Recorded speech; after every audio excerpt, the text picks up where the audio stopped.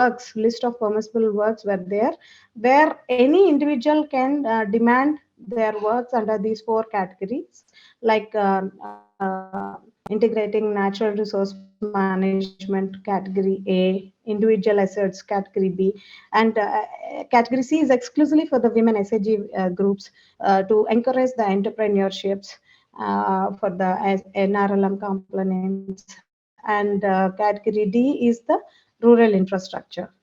So, how the women farmers were encouraged in convergence with Mahatma Gandhi NRGS, I would like to place a few case studies.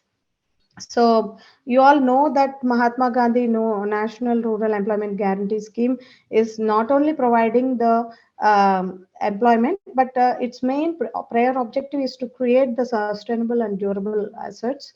And under this scheme, at least 60% of the works are agriculture related works, and to create a common work sheds for the livelihood activities also, and construct the buildings for the women self-help groups, federations, and setting up the huts, village huts at the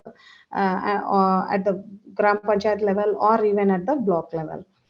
And you all know that in order to encourage these women farmers, the vermicompost units or the NADM pits under Mahatma Gandhi Narega, where the ministry has decided to utilize the synergy of the National Rural Livelihood Mission and Mahatma Gandhi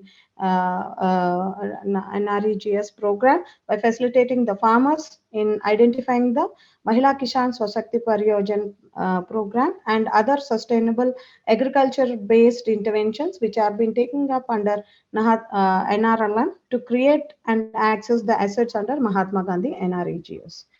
So states have put in place the effective mechanism to coordinate between the Mahatma Gandhi NREG officials and SRLM officials, which have to undertake the following.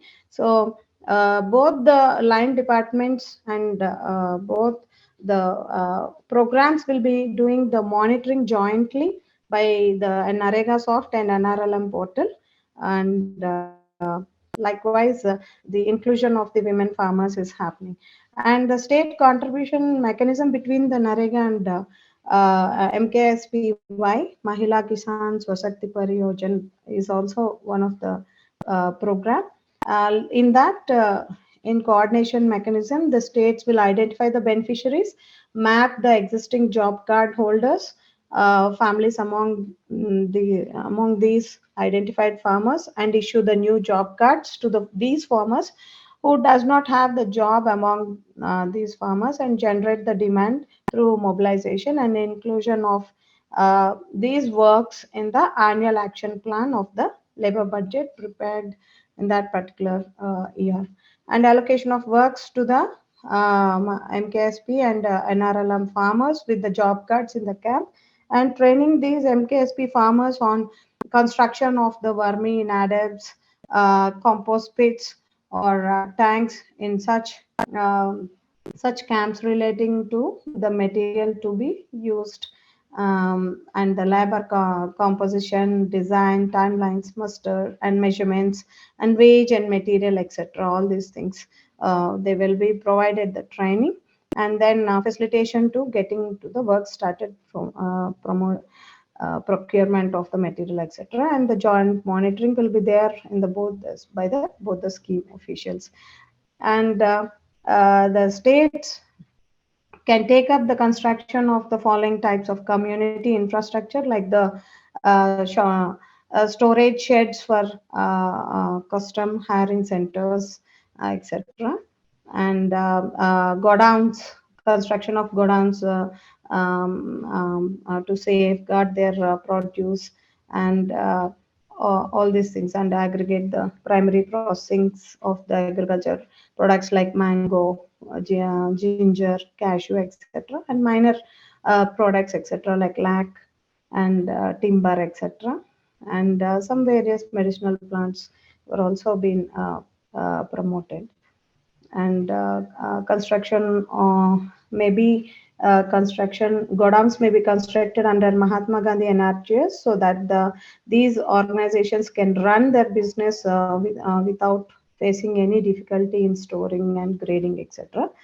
And these kind of processing units are also being encouraged in the like the uh, establishing the work sheds for the women, the processing, primary processing, aggregation, packing, labeling, marketing, etc., wherein these group activities can be promoted under this convergence.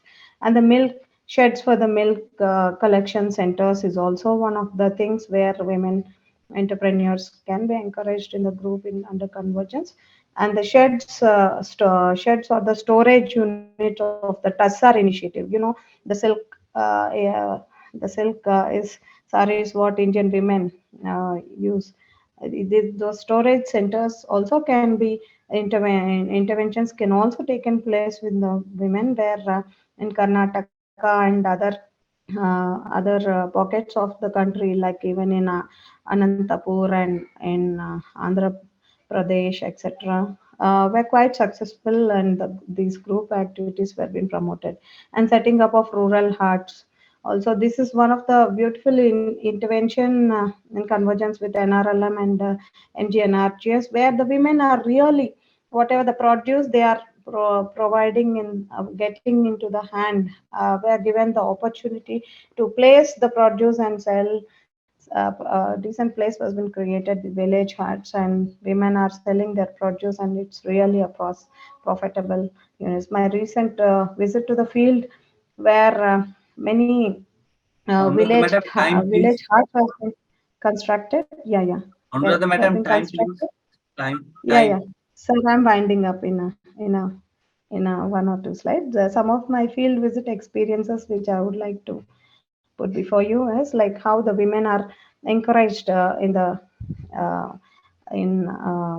promoting their sustainable livelihoods. I think I will share this presentation with women with Dr. Jayanta, and so the women were encouraged the poultry sheds, and the results were tremendous. And the egg production, this is a case study of West Bengal, where the egg production is very high. And even MGNRGS is promoting the sustainable livelihoods by these poultry sheds, goatry sheds, and even the plantation activities, where women are also involved in nursery raising and fish tanks, yeah, the veterinary, etc. So yeah, mainly the nurseries were also were profitable by selling these saplings. Also, they are getting additional additional income on the sale, and the green cover, etc. Yeah, NADEPS is also one good income source and some sustainable livelihoods through by the initiatives of the rubber plantation and other things. Yeah, thank you, Dr. Jayanta, for the opportunity. I'm open for questions. Thank you, everyone. Thank you.